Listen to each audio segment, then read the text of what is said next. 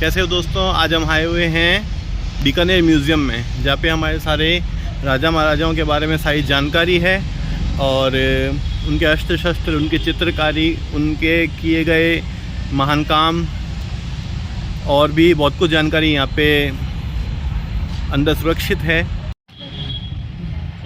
तो दोस्तों, museum circle road पर स्थित है हमारा बीकानेर म्यूज़ियम, यानी कि गंगाराज की संग्रहालय, जो कि इसी के नाम से इसकी रोड जानी जाती है।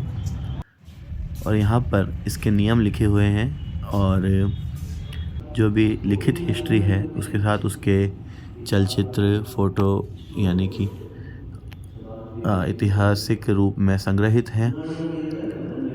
जैसा कि आप देख सकते हैं, राजा महाराजाओं की पोशाक, उनके बैठने उठने का तरीका, पियानो पर बैठे राजा महाराजा गंगा सिंह जी का जीवन चरित्र पूरा यहाँ पर है। और आप देख सकते हैं शेर और बाघ, ये आज भी उतने ही जीवंत लग रहे हैं जितने कि उस समय थे, क्योंकि उनको वैसे कि वैसे संग्रहित किया गया है, यानी कि प्रिजर्व किया गया है। तो यहाँ पर आपको बीकानेर के सभी राजाओं का पूरा इतिहास मिल जाएगा कि उनके अंतर्राष्ट्रीय संबंध कैसे थे। ये देखिए, उनका वंश वृक्ष से लेकर राजा अमर सिंह जी की मुगलों का युद्ध भी यहाँ पर प्रस्तुत है। उनके राजस्थान के राजाओं से, उनके अंग्रेज़ों से, मुगलों से एवं अन्य जगह जो भी युद्ध हुए उनका सबका यहाँ पर वर्णन है। और उनसे राजनीतिक संबंध कैसे थे से लेकर, देखिए यहाँ पर राव बीकाजी का चित्र है। उसके बाद हम आते हैं राव नराजी पर, वो कैसे दिखते थे, उनकी पोशाक से लेकर अब चलते हैं राव लूणकरण जी से परिचित होते हैं कि वो कैसे दिखते थे, वो किस तरह से ढाल तलवार रखते थे। देखिए राव जैतसी जी की, राव जैतसी जी का चलचित्र। तत्पश्चात आते हैं राव कल्याण सिंह जी, जिनने एक तलवार बाहर निकाल रखी है। फिर आते हैं महाराजा राय सिंह जी जो 74 से जिनका कार्यकाल शुरू हुआ था। एवं फिर हैं दलपत सिंह जी। देखने में लगता है कि ये बहुत हट्टे कट्टे थे। राजा शूर सिंह जी,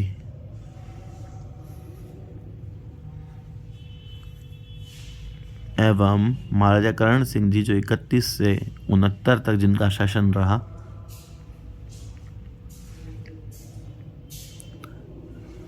तत्पश्चात हम मिलते हैं महाराजा अनूप सिंह जी से। फिर हम देखते हैं भटनेर का युद्ध, जो कि जय सिंह जी और कामरान जी के बीच में हुआ था। कामरान बाबर के पुत्र थे। तो यहाँ पर एकदम सजीव चित्र है, किस तरीके से डिफेंस हो रहा है। देखिए बीकानेर के राजा राय सिंह जी गुजरात के गवर्नर मिर्ज़ा मोहम्मद हुसैन जी से युद्ध करते हुए।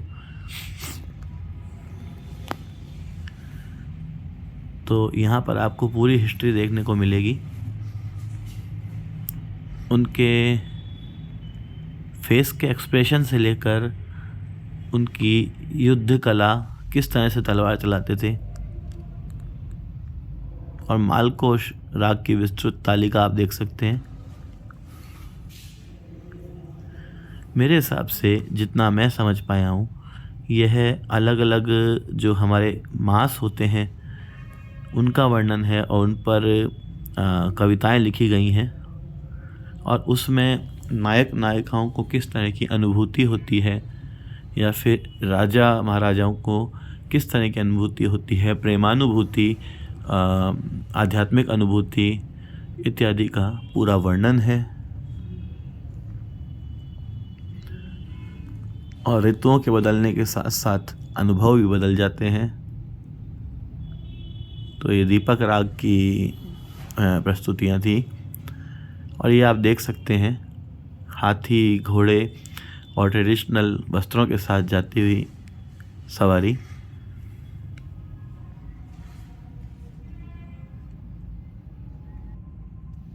और अब आप देख सकते हैं स्वर्गलोक से लेकर भगवान विष्णु, श्री कृष्ण, कृष्ण राधा के चलचित्र। और अब देखिए 12 मासा चित्रावली,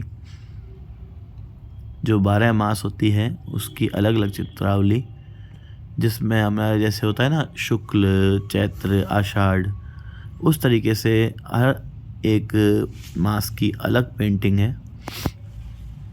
तो बहुत ही क्रिएटिव और बहुत ही अद्भुत रचनाएं हैं ये सब। तो आप देख सकते हैं वैशाख मास और आषाढ़ मास की कलाकृतियाँ, ज्येष्ठ मास और चैत्र मास की कलाकृतियाँ। और आप देखिए मौसम भी बदल रहा है धीरे धीरे, उस तरह से कलर्स फेड हो रहे हैं और निखर के आ रहे हैं। अब देखिए श्रावण मास, अगर मैं गलत नहीं हूँ तो शायद इसे सावन मास कहते हैं दोस्तों, ज़रूर बताएं। अश्विन मास, अश्विन मास में किस प्रकार का प्रकृति चित्रण किया गया देखिए। फिर आता है भाद्रपद मास अपने, और भाद्र में कैसी फीलिंग्स होती हैं, उन्हें सोठों, कविताओं के रूप में, दोहों के रूप में चित्रित किया गया है कि दो सहेलियां आपस में बातें कर रही हैं और शहर के लोग आपस में बात कर रहे हैं। फिर देखिए पौष मास आ गया है। अब माघ मास की पेंटिंग अब आप देख सकते हैं। इसे देखकर दोस्तों लगता है कि राजा महाराजाओं को आर्ट्स में यानी कि कला में बहुत रुचि थी। देखिए फाल्गुन मास का चित्र, नायक आते हुए और नायिका उनके तिलक करते हुए। फिर आप देख सकते हैं आध्यात्मिक पेंटिंग्स,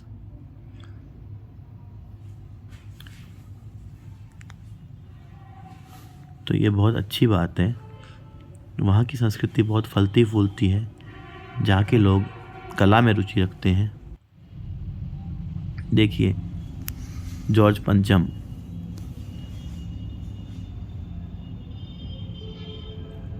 अंग्रेज अधिकारी का चलचित्र, और राजस्थान की लाइफ स्टाइल जिससे हम सब भली भांति अवगत हैं। और बर्तन देखिए कितने अच्छे लग रहे हैं, नीले रंग के, और इनमें चित्रकारी बहुत अच्छी की गई है। नीले मृत्तिका भांड है, ये जयपुर से लाए गए हैं, अब बीकानेर संग्रहालय में संरक्षित हैं। और इनकी कलाकारी देखते ही बनती है, देखने से लगता है कि मुग़ल काल की बहुत ज़्यादा इसमें एक वो दिखती है, छटा दिखती है। और ये राजा की का चित्र, हम आपकी सभ्यता की अमूल्य निधि हैं। एकदम सही बात कही गई है। ये देखिए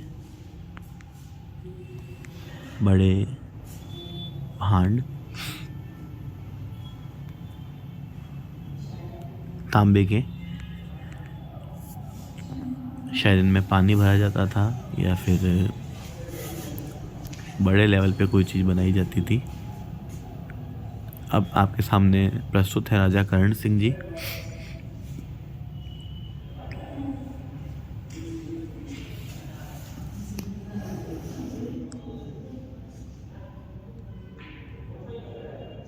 ये चित्र है अटक नदी पर औरंगजेब की शाही नाव को तोड़ते हुए। और आपके सामने है कश्मीरी कार्य, शायद ये सब तोहफे हैं जो कि बीकानेर दरबार को दिए गए हैं। बहुत ही सुंदर कलाकृतियाँ हैं। और ये वहाँ उस समय महिलाओं की वेशभूषा आप देख सकते हैं। चरु देखिए, तांबे का चरु ढक्कन समेत। चरी या चरु उसे कहते हैं दोस्तों यहाँ पर, जो कि पानी पीने के काम आते हैं। तो ढक्कन सहित तांबे का चरु बड़ा सारा, एक झरोका देखिए कितना सुंदर दिख रहा है, कितनी महीन और कितनी सुंदर इसके ऊपर कला का नमूना हमें देखने को मिलता है। कश्मीरी कार्य देखिए, मार्बल की ट्रे देखिए, मार्बल की ट्रे जो कि हमारे घरों में लगता है शायद, मार्बल वही।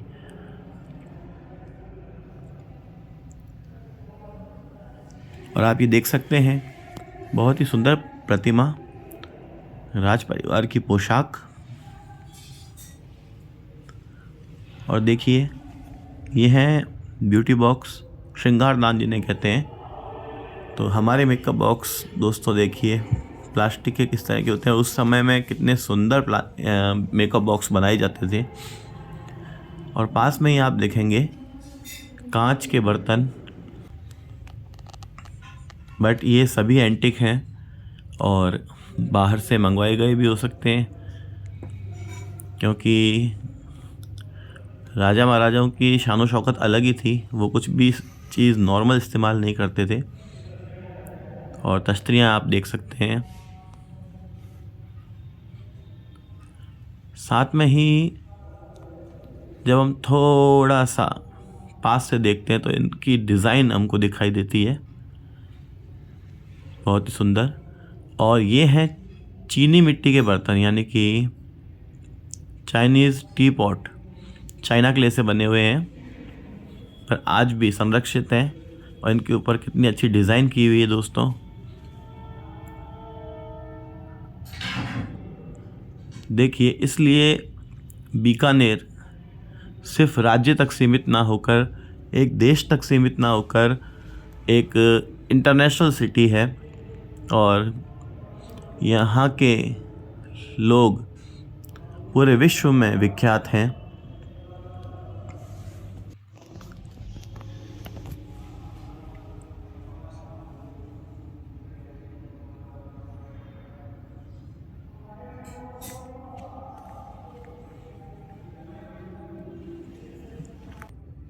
तो दोस्तों, चारपाई के पायों से लेकर बर्तन, खड़ाऊ, पोशाक और चित्रकारी, राजाओं की युद्ध कला का अभ्यास, सब कुछ है। अब हम चल रहे हैं जीवन शैली दीर्घा दरबार में। ये यहाँ की जीवन शैली, इस तरह से दरबार लगता था। और अब हम आपको दिखाने वाले हैं गंगा सिंह जी अपने दरबार के साथ। महाराजा पृथ्वीराज, शायद आप जानते होंगे महाराजा पृथ्वीराज कौन है, जिनने महाराणा प्रताप को पत्र लिखा था। वो बीकानेर के महाराजा पृथ्वीराज थे। और ये जो पत्र लिखा गया था दोस्तों, ये पूरा काव्य में लिखा गया था। और ये सारा काव्य जो है वो हमें नीचे देखने को मिल रहा है कि महाराणा प्रताप को ये जो पत्र लिखा गया था वो वीर रस में लिखा गया था कि क्या वो युद्ध छोड़ देंगे या फिर जो हुआ उसे भूल जाएंगे। तो जैसे ही महाराणा प्रताप ने इस पत्र को पढ़ा, जैसा कि आप देख रहे हैं, राणा जी ये पत्र पढ़ रहे हैं। और यहाँ क्या लिखा है, जो दृढ़ राखे धर्म को ही राखे करतार। याकुल को यह वाक्य है जानत सब संसार। उसके बाद महाराणा प्रताप को और जोश आ गया था और उन्होंने बहुत ही शानदार तरीके से वापसी की। और ये रहे हमारे बीकानेर दरबार, जैसा कि आप देख सकते हैं।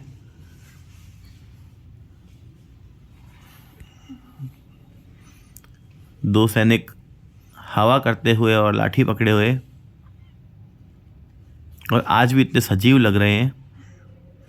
और पीछे लिखा है जय जंगलधर बादशाह।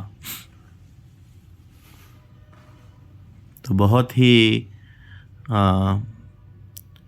सुंदर प्रतिमा महाराजा गंगा सिंह जी दरबार लेते हुए। और अब आप देख रहे हैं झरी एवं अन्य बर्तन जो कि अलग अलग काम आते थे, जैसे शरबत पीने के काम, पानी के काम, और भी कई काम इससे निकलते थे। और अगर दोस्तों ज़रूरी नहीं है कि कलेक्शन किसी काम ही आता है, मतलब इनको राजा महाराजा इसलिए रखते थे क्योंकि ऐसी सुंदर चीज़ें बीकानेर में होनी चाहिए। संगीत का बड़ा शौक़ था।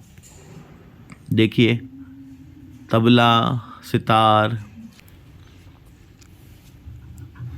सब कुछ यहाँ हमको देखने को मिलता है। और यहीं म्यूज़ियम में हमें रावण हत्था भी देखने को मिलेगा। जैसे आप मोरचंग देख सकते हैं, जी के कोई क्वेश्चन में आता है कि संगीत का एक उपकरण मोरचंग भी होता है। यहाँ पर इसका नाम गायब है। ये बीन है, ये तो आप सब ने देखी होगी, इसे तो आप जानते ही होंगे। जो लोग सर्प पालते हैं। और ये रहा डमरू, वही डमरू जो हम श्री महादेव जी के हाथों में देखते हैं। और छोटे बड़े नवीन पुरातन कई तरह के वाद्य यंत्र हैं। इससे यह पता चलता है कि राजा जी को म्यूज़िक का यानी कि संगीत का बहुत ज़्यादा शौक़ था, और होना भी चाहिए। जितना कलाओं को आश्रय बीकानेर में मिला है उतना शायद ही कहीं मिला होगा।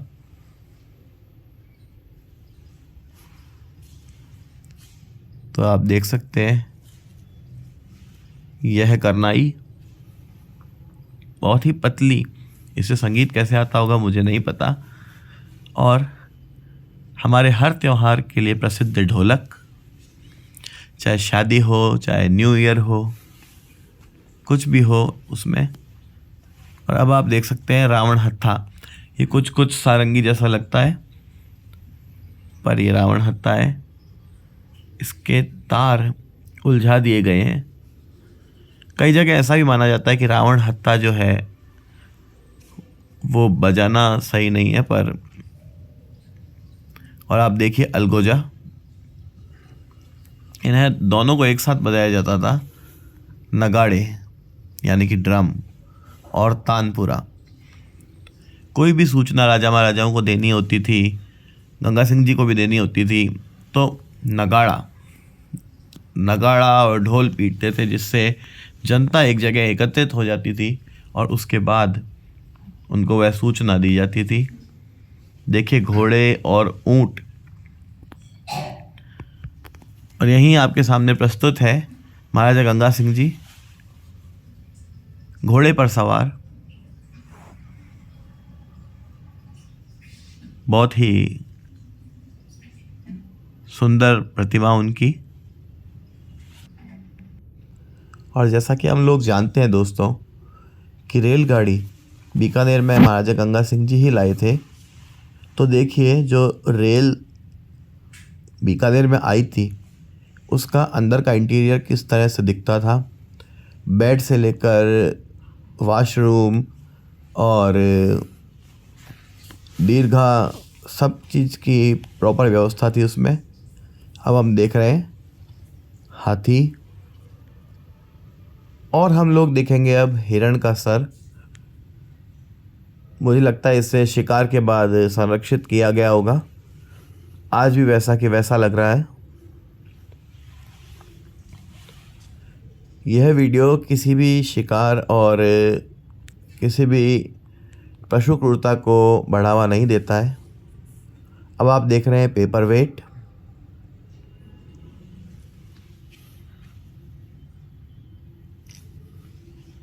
और युद्ध का दृश्य।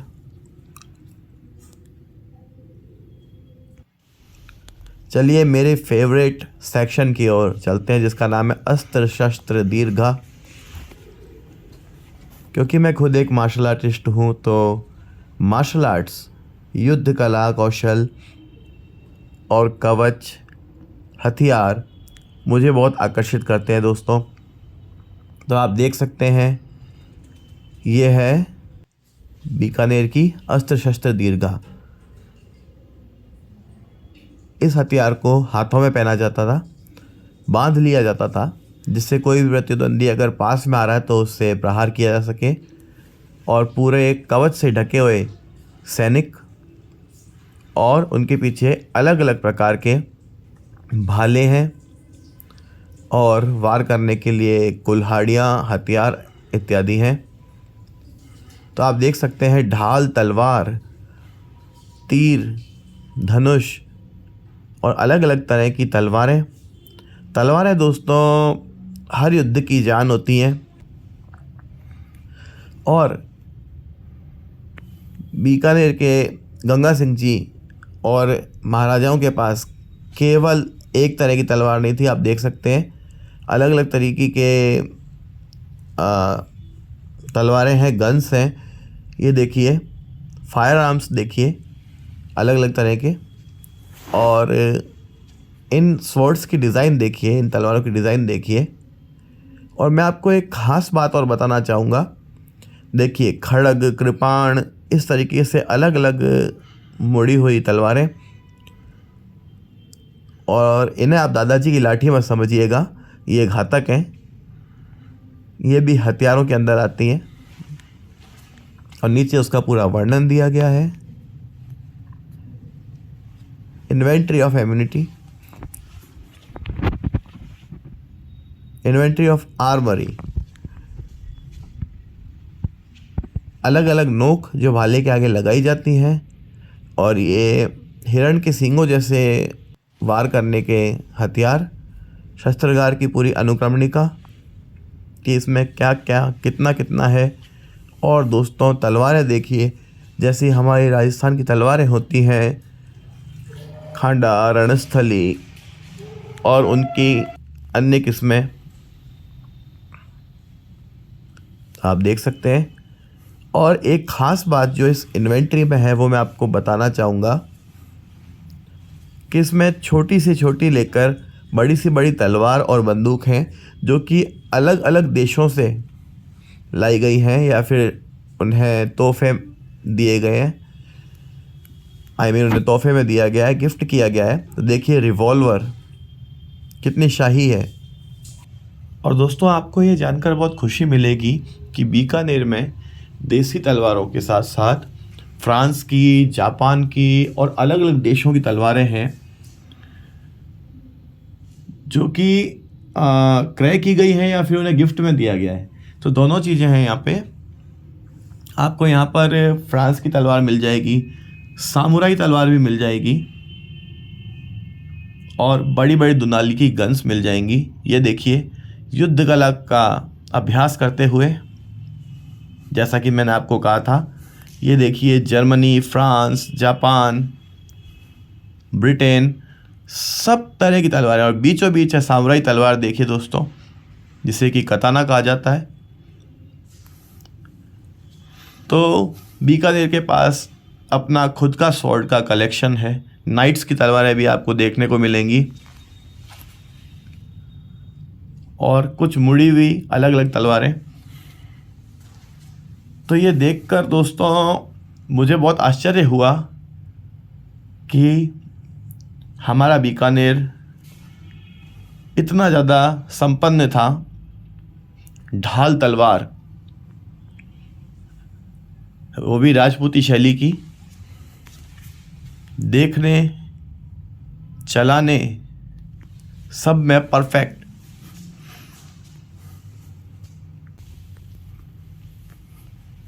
यह भी शायद कोई खंजर लगता है, शायद शिकार का या युद्ध का। और यह एक बफेलो है या बारहसिंगा। बारहसिंगा तो नहीं है, मे बी यह कोई बफेलो हो सकता है। लिटोग्राफी की गैलरी देखते हैं दोस्तों। इंडिया के इंडिपेंडेंस के दौरान की चित्र है ये। युद्ध का चित्र, भगदड़ मची हुई 1857 की क्रांति का दृश्य। घोड़े, मनुष्य सभी जमीन पे गिरते हुए, वीरगत होते हुए, और बाकी लोग उत्साह से आगे की ओर बढ़ते हुए।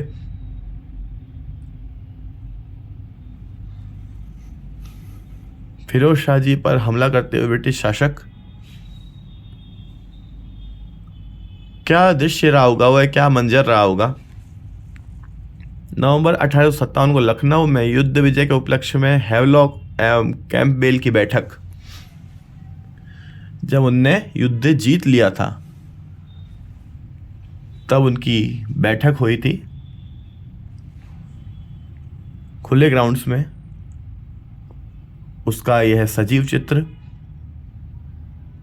इससे पता चलता है उनकी पोशाक कैसी थी और वो कैसे दिखते थे। 1845 को फिरोज शाह में युद्ध का दृश्य देखिए। बहुत ही भयंकर युद्ध का दृश्य है दोस्तों ये। तोपों का मोर्चा संभाले हुए, court of directors, east India company जो थी ब्रिटेन की, उसका दृश्य देखिए। और इतने लोग हैं इसमें। शिला मुद्रण दीर्घा। तो इस तरीके से आपने देखा कि प्रेस भी यहाँ है।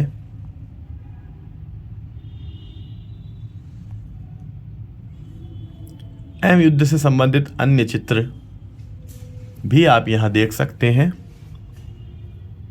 घायल अधिकारियों व घायल आदमियों को ले जाते हुए।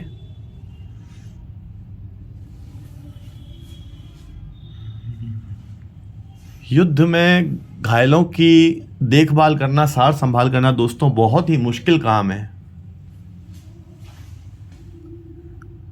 सब्जी मंडी की घटना, टेंट के भीतर का दृश्य।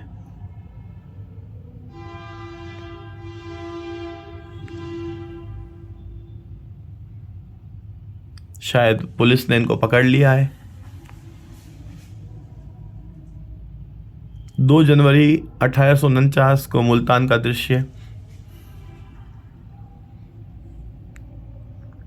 यह भी युद्ध से संबंधित लगता है।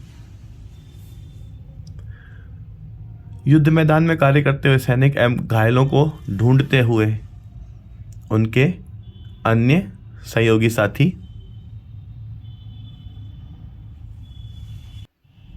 सैनिकों द्वारा कब्जे में ली गई बंदूकों को कैंप में लाते हुए। यह बहुत ज़रूरी होता है दोस्तों कि अगर युद्ध में सैनिक हमारे प्रतिद्वंदी ज़्यादा हैं और अस्त्र शस्त्रों की कमी पड़ गई तो उनकी अस्त्र शस्त्रों का इस्तेमाल भी हमें करना पड़ता है।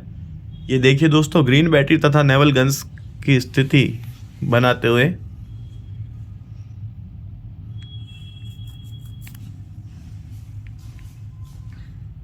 ग्वालियर के राजा व उनके सेवक दरबारी कुछ इस प्रकार दिखते थे। उनकी वेशभूषा।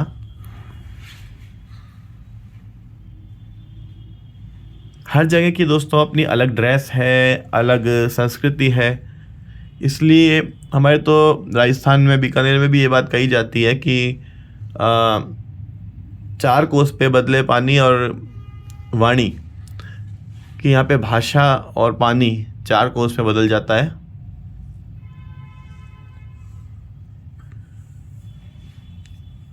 तो इतनी विभिन्नताओं का देश है ये, और इन सभी विभिन्नताओं को हम एंजॉय करते हैं। देखिए चर्च का दृश्य।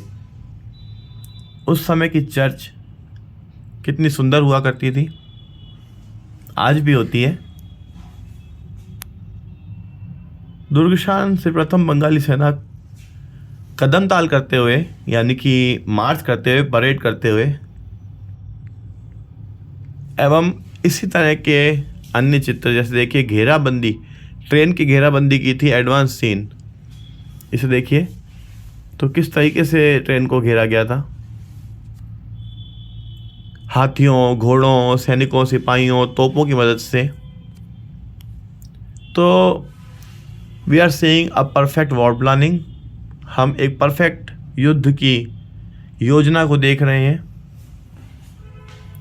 22 नवंबर 1848 को रामनुजर के युद्ध में तैनात सिपाही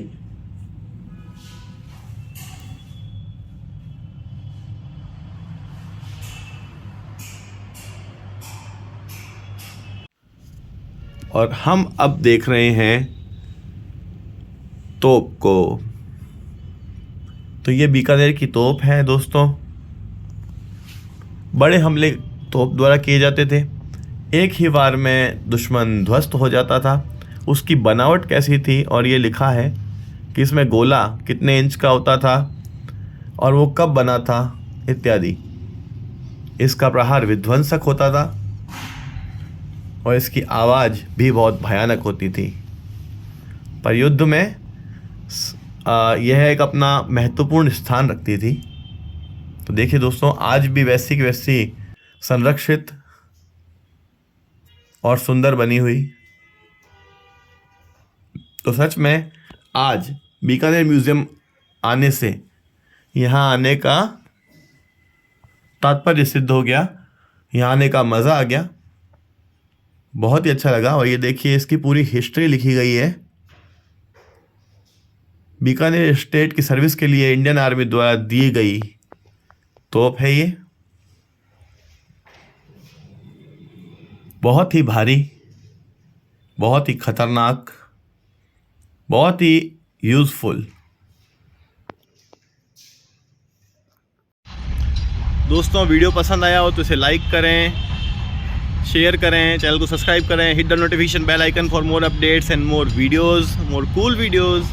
और इस तरह से ब्लॉग्स हम लाते रहेंगे। और आपका यात्रा वृत्तांत मेरे साथ कैसा रहा ज़रूर बताइएगा। तो मिलते हैं अगले ब्लॉग में। अगर आपको ये जानकारी से भरपूर लगा हो तो साथ में जुड़े रहिए। Till then bye.